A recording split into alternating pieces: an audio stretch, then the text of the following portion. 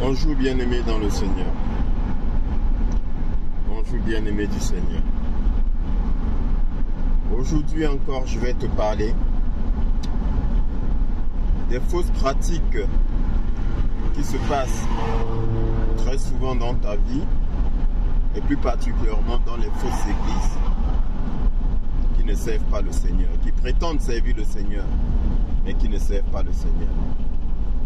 La Bible dit: ne savez-vous pas que vous êtes le temple du Saint-Esprit? Bien-aimé, ne sais-tu pas que tu es le temple du Saint-Esprit? Le Seigneur est en toi, le Saint-Esprit est en toi. La représentation légale du Seigneur en toi, c'est le Saint-Esprit, il est en toi. Bien-aimé, je répète, tout se passe en toi. C'est à l'intérieur de toi que tu dois chercher toutes choses et non à l'extérieur. Bien-aimé, c'est à l'intérieur de toi. Concentre-toi sur ton intérieur. Recherche à éveiller, à réveiller le Saint-Esprit qui est en toi. Qu'il se manifeste en toi. Amène-le à se manifester en toi. Bien-aimé, je te dis, si tu es réellement enfant de Dieu, là, enfant légitime de Dieu, là, tu es né avec le Saint-Esprit. Ce n'est pas le menteur, le voleur, l'assassin de pasteur là qui vient t'imposer la main, dire reçois le Saint-Esprit. Lui-même, il a d'abord quoi? Vous dire reçois le Saint-Esprit. C'est lui qui donne le Saint-Esprit ou c'est Dieu qui donne le Saint-Esprit? C'est Dieu qui donne le Saint-Esprit, bien-aimé. C'est Dieu qui donne le Saint-Esprit. C'est terminé, hein? Soit le Saint-Esprit descend du ciel, soit tu l'as déjà en toi. C'est Dieu qui donne le Saint-Esprit. Qu'ils arrêtent de vous raconter n'importe quoi. Lisez la parole, bien-aimé. Et concentrez-vous, demandez à Dieu de vous ouvrir l'esprit. Demandez à Dieu de vous éclairer. Le Seigneur dit, invoque-moi et je te montrerai des choses cachées que l'œil que tu ne connais pas, des choses que l'œil n'a pas vues et que l'oreille n'a pas entendues, bien-aimé. Invoque le Seigneur et il va te révéler ces choses-là. Et je dis encore, je mets au défi n'importe quel faux pasteur de venir contredire ce que je suis en train de dire. Bien-aimé, stop au mensonge, stop à la tromperie, stop à la manipulation, au vol des âmes, au vol de l'énergie, au vol de ton énergie. Dans ces églises-là, c'est ton énergie qu'on vole, bien-aimé dans le Seigneur. Bien-aimé dans le Seigneur, fais attention à ces pasteurs-là qui prient sur les objets. Je te prends un exemple. Voilà un enfant qui veut passer son examen. Il prend le stylo, il va pour que le pasteur prie sur le stylo. Bien-aimé, le stylo a quelle intelligence? Est-ce que vous réfléchissez même? Le stylo a quelle intelligence? Hein? Le pasteur qui prie sur ce stylo-là, est-ce que tu sais ce qu'il fait, bien-aimé? Le pasteur et le faux pasteur initié là, c'est un esprit qu'il met dans ce stylo-là. Les dossiers, vous prenez les dossiers, vous déposez le passeport, vous allez déposer qu'il prie pour que vous puissiez obtenir le visa. Qu'est-ce qu'il fait? Il magnétise cela. Il met un ou des esprits là-dedans qui vont aller agir, bien-aimé dans le Seigneur. Mais maintenant, le problème, c'est quoi? Je te l'ai expliqué. Le Seigneur Jésus-Christ dit, tout ouvrier mérite son salaire. Toute personne qui travaille pour toi mérite son salaire. Et je te l'ai dit, le Seigneur parle en esprit, n'oublie pas ça.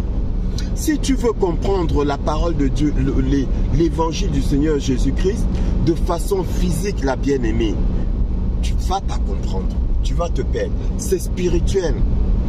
Tout ouvrier mérite son salaire. Bien-aimé, en bien comme en mal, que celui qui travaille pour toi, tu dois le payer. Maintenant, tu as un stylo magnétisé. Ton enfant a un stylo magnétisé. Il va travailler, il réussit à son examen. L'esprit a travaillé pour lui. Maintenant, il faut le payer. Bien-aimé, n'oublie pas ça, il faut le payer. Le document sur lequel le pasteur a prié, il a magnétisé, il a mis un esprit là. D'accord? Qui va aller envoûter celui qui donne le visa, celui qui signe les documents. Bien-aimé, c'est de la sorcellerie. Et tu participes sans le savoir à cette sorcellerie. Quelle est la différence entre celui qui va chez le marabout avec le stylo et toi qui vas chez le pasteur avec le stylo? Quelle est la différence, bien-aimé? Mais c'est la même chose. Parce que ces pasteurs-là, c'est des anciens sorciers. C'est même des... En fait, c'est des marabouts. C'est des sorciers, petits-fils de sorciers. Bien-aimé, constate que dans les rues, là, tu n'as plus de pancarte de marabout guérisseur. Ça a disparu, il n'y a plus. Mais à la place, il y a quoi? Il y a des églises, bien-aimés. Il y a des églises. Et ce sont ces faux pasteurs-là qui prolifèrent dans ces églises-là. Alors, quand l'enfant, quand tu amènes le stylo pour qu'on prie sur le stylo, mais bien-aimé, Dieu est un Dieu juste et bon. Alors, je t'explique, bien-aimé. Vu que Dieu est juste et bon, donc ça veut dire quoi? Ça veut dire que ton enfant là, il ne va pas étudier, d'accord? Il ne va pas étudier, il ne va pas réviser ses leçons, il ne va pas préparer son examen, il va juste prendre le stylo, allez hop, et puis il va aller composer et réussir. Mais ça veut dire que Dieu n'est pas juste. Quel mérite? Il a quel mérite pour que le Seigneur lui donne cet examen-là? Le Seigneur ne donne pas le diplôme à un feignant bien-aimé. Non, ce n'est pas le Dieu que je connais, ce n'est pas le Dieu que je sais. Il ne donne pas le diplôme, l'examen à... Mais c'est un Dieu travailleur. Mais bien-aimé, réfléchis. Réfléchis, bien-aimé. Ou encore, celui qui postule, d'accord? Il prend comment vous appelez ça, son CV, machin et tout, sa demande, sa lettre de motivation, et le pasteur prie dessus, et puis il va déposer. Donc on le prenne. Mais le pasteur là, est-ce qu'il s'est rassuré que toi qui fais la demande, est-ce que tu as les compétences du poste? Comme je me souviens, là où j'avais coutume d'aller, et le pasteur avait prié pour une jeune fille qui postulait et tout. Et puis on ne l'a pas prise. Et puis il dit, ah, le diable est un voleur. Le diable est un voleur, c'est un menteur. On a volé, c'était pour toi. On a volé, c'était pour toi. Mais qu'est-ce qu'il en sait? Qu'est-ce qu'il en sait? Est-ce que celui qui a été sélectionné n'était pas par hasard plus compétent qu'elle?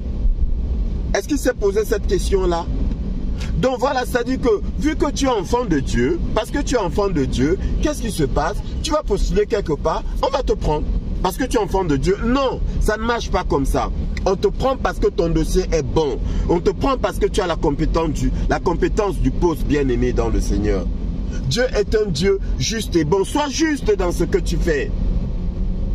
Bien-aimé, sois juste dans ce que tu fais. Arrête d'utiliser la sorcellerie. Ça s'appelle de la sorcellerie. D'accord? Du maraboutisme. Non, arrête ça. Arrête d'utiliser ça. Dieu est un Dieu de mérite. Mérite ton diplôme, bien-aimé. Mérite ton travail. Tu dois le mériter. Bien-aimé. Si tu fais remplir un dossier pour obtenir un visa, si ton dossier est bon, mais cela est juste et bien, qu'on te donne le visa. Cela est juste et bien. Qu'on te donne le visa, bien-aimé. Mais si ton dossier est bidouillé et tout, oui, bon, voilà. On l'a tous fait, bien-aimé. On a tous bidouillé le dossier pour avoir un visa ou bien pour avoir... Voilà, on a tous triché, plus ou moins. D'accord? Mais, bien-aimé, si ton dossier est bon, prie, bien sûr, pour que ça passe. D'accord? Mais évite de prier sur le faux. Bien aimé, nous avons tous prié sur le faux. Mais évite de prier sur le faux. Évite de prier sur ce qui est faux, bien aimé. Bien sûr, il y a faux et faux. D'accord? Évite de prier sur ce qui est faux. Il est juste bon que le Seigneur ne valide pas ton dossier parce que ton dossier n'est pas bon, bien aimé. Ce n'est pas parce que tu es chrétien, que tu es enfant de Dieu, que même là où tu ne mérites pas, tu dois obtenir. Non, bien aimé, ça ne marche pas comme ça. Ça s'appelle de la sorcellerie. Ça s'appelle de la sorcellerie. Donc, quand maintenant il magnétise ces objets-là, donc il met à ton service sans que tu ne le saches des démons qui vont travailler pour toi. Et en retour, tu dois les payer sans le savoir. Et maintenant, qu'est-ce qui se passe? Il se passe qu'ils vont se payer eux-mêmes. Parce qu'en fait, inconsciemment, tu as validé quelque chose. Inconsciemment, tu as signé un contrat. D'accord? Et puis de surcroît, le pasteur là, il te tient. Parce que tu lui es redevable, la vie va te rappeler tout le temps. Tu n'es plus libre. Il te rappellera tout le temps ton examen là, c'est grâce à moi. Ton boulot là, c'est grâce à moi. Et d'ailleurs, le boulot que tu obtiens là, il faudra que tu lui dises combien tu gagnes parce qu'il faudra payer la dîme, bien-aimé. Il faudra que tu payes la dîme. D'accord? Et c'est pas tout. Et c'est pas tout. Toi, pour qui il a prié là, pour que tu obtiennes ce boulot-là, il faudra que tu donnes des offrandes, que tu fasses des sacrifices. Il va te le demander quand tu vas venir annoncer que tu as obtenu le boulot. Ah, bien-aimé, il y aura la dîme. Avant la dîme même d'ailleurs, il y aura un sacrifice que tu dois faire. Ensuite, maintenant, il y aura la dîme que tu feras tous les mois. Et puis, il y aura des offrandes. Dès qu'il y a une offrande spéciale, le pasteur, son regard est posé sur toi. Son regard est posé sur toi, bien-aimé. Oh, le Seigneur ne fonctionne pas comme ça. Dieu est un Dieu de liberté. Le Seigneur te laisse, il préserve ta liberté. D'accord? Parce que Dieu aime celui qui agit de façon spontanée. Dieu aime celui qui agit avec joie. D'accord? Bien-aimé. Et c'est pareil pour les offrandes, dîmes et autres. Qu'est-ce que l'apôtre Paul dit? Donnez, que chacun donne comme il a conçu en son cœur, sans contrainte ni tristesse, car Dieu aime celui qui donne avec joie. Dieu aime celui qui donne avec joie, bien-aimé. D'accord? Pas celui qui donne la mort dans l'âme. Non, si tu donnes la mort dans l'âme, bien-aimé, abstiens-toi, ne donne pas. Ne donne pas, bien-aimé. D'accord? Dieu aime celui qui donne avec joie. Mais est-ce que c'est moi qui le dis? C'est Dieu lui-même qui le dit. C'est écrit dans la parole. Lis la parole, bien-aimé. Lis la parole. Sois un amoureux de la parole de Dieu. Soyons des amoureux de la parole de Dieu. Suis-moi dans cet amour de la parole de Dieu. N'en déplaise si les gens disent que oui, mais il est à fond là-dedans. Il ne parle que de Dieu. Mais vous voulez qu'on parle de qui d'autre? C'est notre Père, c'est notre Créateur. C'est lui qui subvient à nos besoins, c'est lui qui nous donne le souffle de vie, c'est lui qui nous donne toutes choses. Vous voulez qu'on parle encore de qui? Si ce n'est parler de ses merveilles, de sa bonté. Vous voulez qu'on parle de qui? Sois un amoureux, n'aie pas honte. Dieu dit, si tu as honte de moi, j'aurai honte de toi. N'aie pas honte de ton Dieu, n'aie pas honte de parler de Dieu.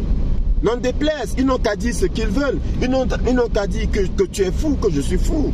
Il y a longtemps que j'ai passé ce cap-là, bien-aimé. Il y a longtemps que je ne prête plus attention à ça. Dès lors qu'on me dit il est fou, je suis plutôt heureux. Ça veut dire c'est la preuve que je suis à fond là-dedans. Le jour où on arrêtera de dire que je suis un fou de Dieu, bien-aimé, je vais m'inquiéter. Je vais me dire, ah, il faut que je me ressaisisse. Ah oui, je te parle de Dieu jusqu'à te saouler si tu veux. Oui, c'est comme ça. Donc, bien-aimé, fuis ces faux pasteurs-là. Bien-aimé du Seigneur, fuis ces faux pasteurs-là, prie toi-même. Prie toi-même, Dieu t'a donné ce pouvoir-là, il a tout mis en toi. C'est en toi que les choses te passent et non hors de toi.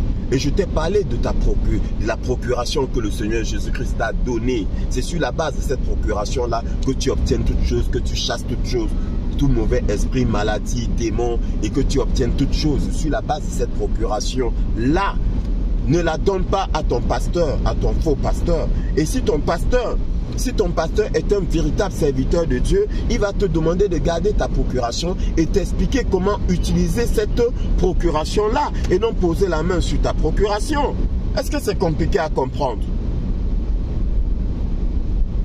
Donc, bien aimé, les églises dans lesquelles on prie sur les objets et puis on te donne pour que tu ailles les utiliser ou les placer dans ta maison, fuis, va-t'en.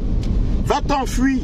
Toi-même, tu peux prier sur ton huile. Toi-même, tu peux prier sur ton huile. Et dans la maison, tu pries dans la maison. Tu sanctifies toutes choses dans ta maison. D'accord, bien-aimé? Tu achètes un article avant d'entrer, de le ramener chez toi. Tu sanctifies cet article-là parce qu'il peut être magnétisé. On ne sait jamais. On ne sait jamais. D'accord, bien-aimé? En fait, c'est ça. Et c'est de toi que ça vient. Parce que tu es le temple du Saint-Esprit. Le Saint-Esprit est en toi. bien-aimé du Seigneur. Ne sois pas dépendant de qui que ce soit. Ne sois pas dépendant de qui que ce soit. Ces enseignements que je te donne, bien-aimé, que je fais, c'est pour te rendre indépendant, souverain. D'accord? C'est pour te fortifier, pour t'armer, pour que tu puisses te défendre de toi-même. Parce que quand le démon va t'attaquer la nuit, est-ce que tu vas prendre le téléphone pour appeler ton pasteur? Je me souviens d'une histoire qui s'est passée aux États-Unis. Un monsieur qui s'est fait attaquer par les démons la nuit, il appelle son pasteur. Son pasteur dit, mais qu'est-ce qu'il y a à m'appeler à cette heure? Il dit, je suis attaqué par des démons. Son pasteur lui a dit, ben, appelle la police. Son pasteur lui a dit, appelle la police. Bien-aimé dans le Seigneur, c'est à toi de te défendre. Mais Dieu t'a donné les capacités, t'a donné le pouvoir. Je vous ai donné le pouvoir de marcher sur les serpents et les scorpions ainsi que sur toute la puissance de l'ennemi. Et rien, absolument rien ne pourra vous nuire. Prends avec foi ce pouvoir-là, bien-aimé, et applique-le. Utilise-le dans ta vie. Dans ta vie. D'accord, bien-aimé? Quel que soit ce que tu veux, prie, travaille d'abord. Un examen, étudie. Travaille. Un boulot, bien-aimé, mérite ce boulot-là. Et quand tu l'obtiens, sois le meilleur. Voilà la particularité des enfants de Dieu. C'est d'être les meilleurs dans tous les domaines. Pas des feignants, pas des paresseux, des tricheurs. Non, c'est pas ça Dieu. Dieu n'est pas un tricheur, bien-aimé du Seigneur. Nous sommes les meilleurs. Pourquoi? Parce que nous sommes méritants. D'accord? Nous sommes bosseurs comme notre Père. Dans ce que je fais tout pour être le meilleur, bien-aimé. Je fais tout pour être le meilleur. Et tous les jours que je travaille, j'essaie d'améliorer ce que je fais. Bien-aimé, je suis exigeant envers moi-même. Et tous ceux qui me connaissent dans mon travail peuvent te le confirmer. Parce que je suis un enfant de Dieu. Et c'est comme ça que je dois me particulariser des autres. Non pas ma fainéantise. Pas comme ceux-là qui viennent, qui traînent le pied, c'est leurs collègues qui font leur boulot et après ils disent je suis enfant de Dieu. Tu es quel enfant de Dieu? C'est comme ça qu'un enfant de Dieu se comporte? Hein? Ou celles qui vont à des veillées de prière, elles rentrent, elles ne dorment pas, elles vont directement au boulot et puis elles dorment au boulot pendant que leurs collègues sont en train de travailler à leur place et puis elles disent avec fierté, j'étais à une veillée de prière. Mais c'est n'importe quoi. Est-ce que c'est comme ça qu'un enfant de Dieu doit se comporter? Ce n'est pas comme ça qu'un enfant de Dieu doit se comporter, bien-aimé. Un enfant de Dieu doit être l'exemple dans son boulot, dans sa famille. Il doit être l'exemple, il doit montrer l'exemple. La chanson qui dit, nous sommes une génération choisie, appelée pour montrer son excellence. En toutes choses, excellence en toutes choses. D'accord? Pas seulement excellence dans le thème de j'ai beaucoup d'argent, j'ai une belle maison, j'ai faux. Ce n'est pas ça, bien-aimé. Ce n'est pas ça. Nous devons être excellents dans tout ce que nous faisons. Repousser les limites des hommes. Dans tout ce que nous faisons, nous devons être excellents. Donc arrête d'amener des objets pour qu'on prie dessus, des stylos pour qu'on prie dessus, des documents pour qu'on prie dessus. Non, mérite bien-aimé. Tu fais ton dossier, tu sais que ton dossier il est bon, tu fais ta prière. Seigneur, Dieu Tout-Puissant, toi-même tu vois ce que j'ai fait comme travail. Seigneur, j'ai appris, j'ai étudié, Seigneur. Ouvre mon esprit. Voilà pour que rien ne me perturbe pendant mon examen. Voilà comment tu dois prier, bien-aimé. Qu'aucun esprit démoniaque ne m'attaque pendant mon examen. Voilà, que je sois lucide pendant mon examen. Hein? Quand tu pries sur le stylo, c'est pour que le stylo réfléchisse à ta place? Non, arrête ça. Arrête ça, bien-aimé. Fuis ces pasteurs-là. Fuis ces pasteurs-là. Parce que normalement, c'est le pasteur qui doit te dire, va-t'en avec ton stylo, jette-le et va étudier. C'est le pasteur qui doit te dire ça. C'est le pasteur qui doit te dire, es-tu certain que tu mérites le poste pour lequel tu as postulé? Tu ne vas pas être plombier, faire un dossier pour un poste d'électricien et tu demandes au pasteur de prier pour toi? Non, c'est pas comme ça. C'est pas comme ça. Bien aimé. Et c'est au pasteur de se rassurer. D'accord? Tout comme quand tu viens demander une guérison miraculeuse, c'est la même chose. Et je l'ai dit dans l'un de mes enseignements, comment obtenir une guérison miraculeuse. Rassure-toi que tu as purifié ton cœur. Et c'est au pasteur de te rappeler ça. Mon fils, repens-toi de tes fausses, confesse tes péchés. pour pouvoir obtenir de ton Père qui est dans les cieux. Voilà, bien-aimé. Donc, toutes ces églises-là, qui prient sur les objets et qui te les donnent, bien-aimé, refuse, va-t'en, fuis. Voilà, bien-aimé, sois amoureux de la parole et tu verras que le Seigneur va ouvrir ton esprit pour que tu comprennes toute l'arnaque dont tu es sujet dans ta vie par ces faux envoyés de Dieu. Bien-aimé, que le Seigneur te bénisse et qu'il t'accompagne dans ta quête du savoir, de la connaissance de la vérité. Sois béni.